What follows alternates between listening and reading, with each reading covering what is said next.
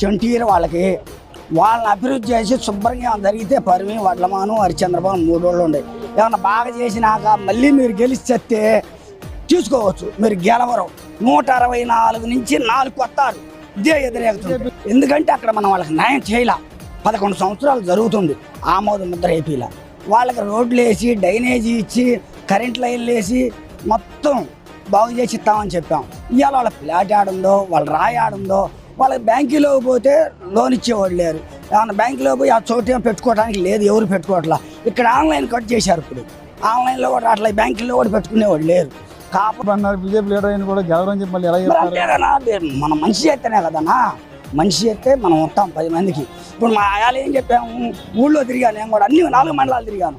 4 మండలాలు తిరిగి 50 సంవత్సరాల వాళ్ళకి బీసీలకి వాళ్ళందరికీ పెన్షన్ ఇస్తామన్నాం. పల్లెటూరులో 3 సెంట్లు ఇస్తామన్నాం. టౌన్లో 2 సెంట్లు ఇస్తామన్నాం. ఇచ్చామా? వీలేదుగా. రైతులకు డబ్బులు అల్లోలు వచ్చినా అని ఏడుస్తున్నారు మీ ప్రభుత్వంలో. 30-40 మిరగాయలు 7,000 8,000, కందులు 6,000, మినుములు 6,000. ఇవన్నీ ఏంది? పార్టీ మీద పడక దేని మీద పడతాయి?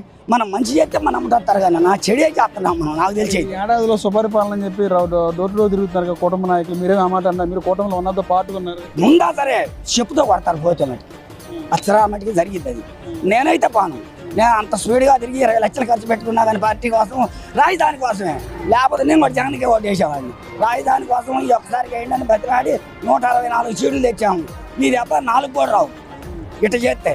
ఇప్పుడు ఎంత ఎదురేగుతుందంటే అంత ఉందన్నా. మీరేమన్నా అనుకోండి, మీ మీడియా మిత్రులు మొత్తానికి తెలుసు ఎదురేగత వచ్చేది కూడా. ఎక్కడికి పోయినా చెబుతారు. కాకపోతే కూడా మన పార్టీ ఉంది కాబట్టి కేసుల్లో బోసుల్లో పెట్టి ఇరికెత్తారేమో అని అందరూ మాట్లాడకుండా దడిచి మెలకుండా ఊరుకుంటున్నారు.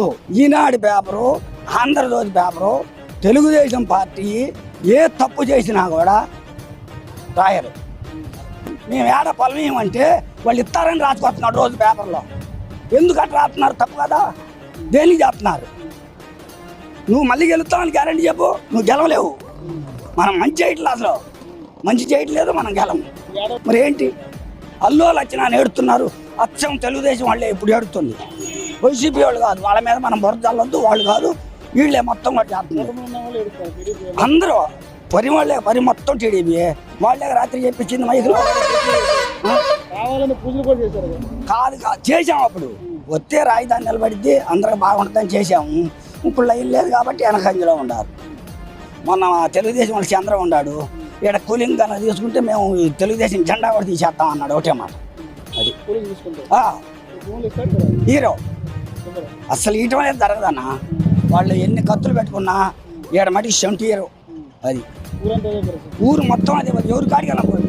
వాళ్ళు అదే రాత్రి తెలుగుదేశం వాళ్ళకి చెప్పించింది. మనం కాదు కదా, వైసీపీ వాళ్ళు కాదు కదా, వాళ్ళు తెలుగుదేశం వాళ్ళు చెప్పించారు. నాకు ఆడ వీడియో కూడా ఉంది, నీకు పెట్టమంటే